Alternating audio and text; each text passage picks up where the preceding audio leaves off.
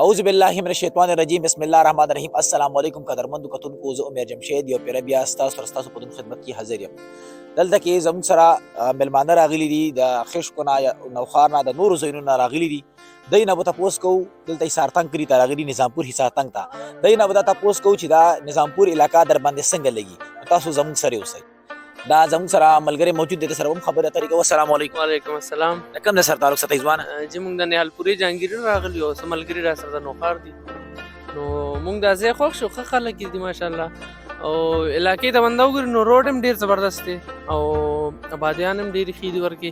خو یو مسله ماته ما لکه هر ځای کې دا زه نوټ کوم چې دلته بوټي دومره خاص نشته، پلانټیشن پکار دی ډېر زیاته او لکه ګرینري هغه رنګې نشته دی.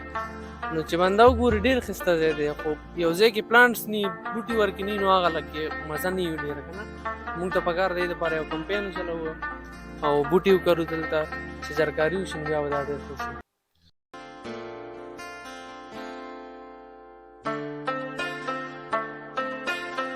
زما سره د دې حصار تنګ کلي جواد بھائی موجود دی. السلام علیکم. وعلیکم السلام. جواد بھائی د خپلو ملګرو ته به څه ویل غواړي چې دومره لرې ځای نه راغلي دي؟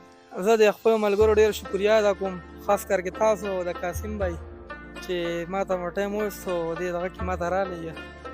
نو دا زمونږ کلی دی، ګرینري پکې نشته دی، ګراونډ هم پکې ښه غټ دی، سکولونه دي پکې، روډ یې ښه ماشاءالله زبردست روډ دی.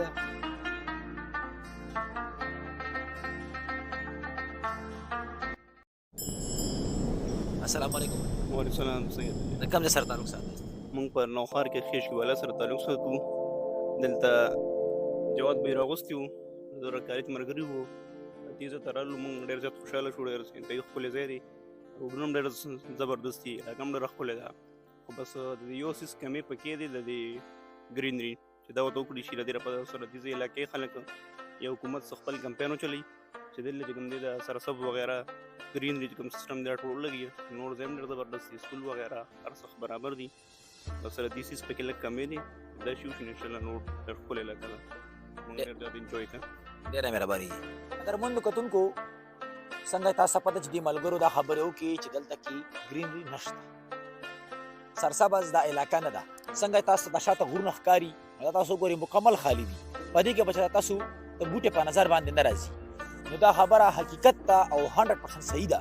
دا حکومت وقت ته پکار دي، د دې ځای خلکو ته پکار دي، ناظمانو ته پکار دي چې دې ځای دلته پلانټیشن وکړي، دلته بوټي وکري، شجرکاري دلته وکړي او چې دا ځای شین شي. نو دا د حکومت وقت ته پکار دي.